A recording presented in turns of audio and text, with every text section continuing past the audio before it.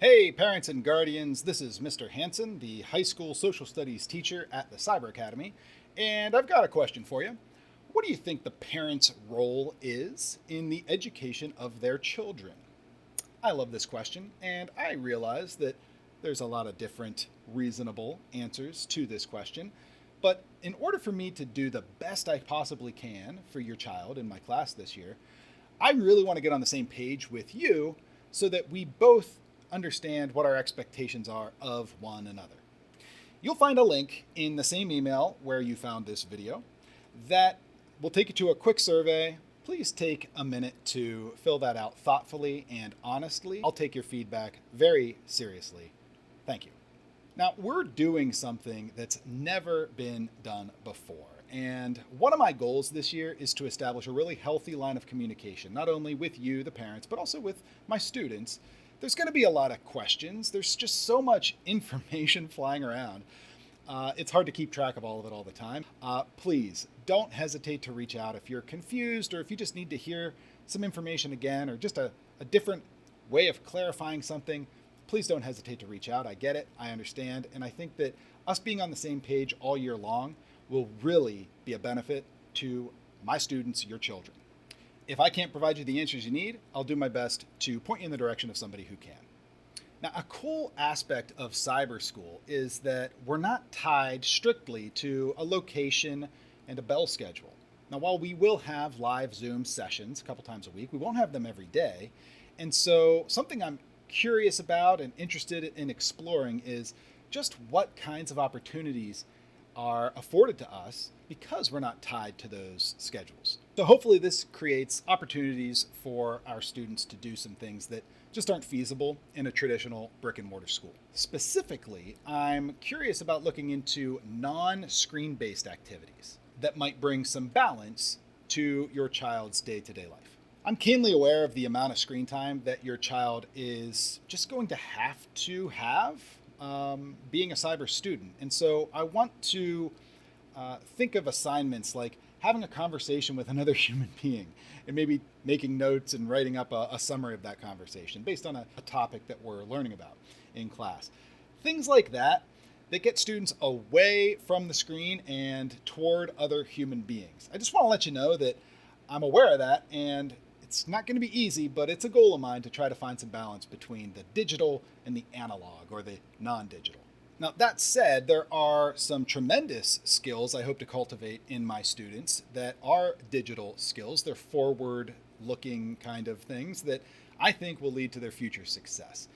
And they both have to do with video communication. This will happen in two main ways in my classes. First, through our live Zoom sessions, where the expectation is for your child to have their video camera on and for them to be framed up in the webcam so that I can, and their student and their classmates can see their faces, and that they're presentable and ready to verbally participate in class. These are skills and actually attitudes that I hope to instill in my students to just make for the best possible live video learning environment.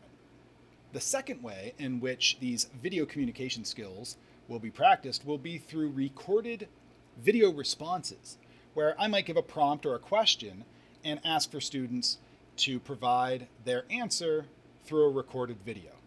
Now, this doesn't mean they have to edit a video or anything like that. I'm looking at more of a webcam-based, click the button, start recording, answer the question, and submit it. There's a way to do this in Canvas that is very straightforward and easy. In fact, it's one of the very first assignments that I ask of your students to do. What I'm looking for with these is that students can make eye contact with the lens. They can pronounce all the key vocabulary that we're learning about.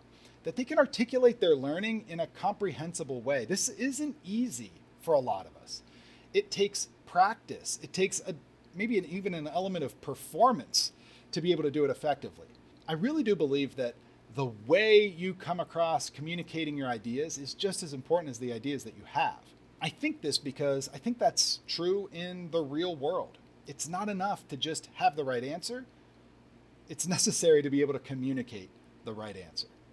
We're going to be practicing that. I'm going to teach my students how to do that the best possible way using a webcam. And it'll be a work in progress, but I want to let you know that I have a standard in mind for being able to communicate this way, and I think that it's something that your child will benefit well beyond their high school years. Now let's take a minute to talk about what a typical week might look like for your child in my class. The place to go on the Canvas page is the weekly agenda, where they will find their assignments laid out for that week, all of them due by midnight Friday. I do this to help protect their weekend from loads of work that they maybe procrastinated and put off to the last minute. The weekly agenda can give them a pacing guide so that they know they're doing about the same amount of work each day. I hope that can help establish a healthy routine for their studies. In addition, I'm going to link some resources that will show how you, the parent, can observe your child's performance in Canvas, and so you can help keep tabs on their progress. And finally, a note on the nature of high school social studies classes. Oftentimes in our classes, we will have to engage with topics that some might consider to be controversial. Now, these tricky topics are important for students to engage with. I don't think it's appropriate to avoid such conversations, but we need to establish a trusting, safe environment in which all students feel like their ideas can be expressed in a space of mutual respect. I see it as my job to show them the different perspectives and allow them to make up their own minds. The critical thinking that goes into hearing different points of view and being challenged on your own, maybe strongly held beliefs, is, I think, a full education. And so I just want to be on the same page with you that no matter what stance your child might have on an issue, I will challenge that point of view. I will at least make them aware of what some of the arguments against it might be that they might come across in the real world. I don't do this to be strictly antagonistic or to ruffle the feathers for the sake of doing that. I do it because I think that a well-rounded individual knows what they believe in, has good reasons for it, in spite of the counter arguments against it. So, if you at any point have any questions or concerns about what's being taught or how it's being taught in my class, please don't hesitate to reach out to me. I think that a partnership between a teacher and the parents can help give our children the best possible learning experience. I want to learn from you. I want to hear from your perspectives so that together we can do what's best for these kids. Thank you so much for watching this video. I look forward to working with you this year and staying in touch. It's going to be an awesome year.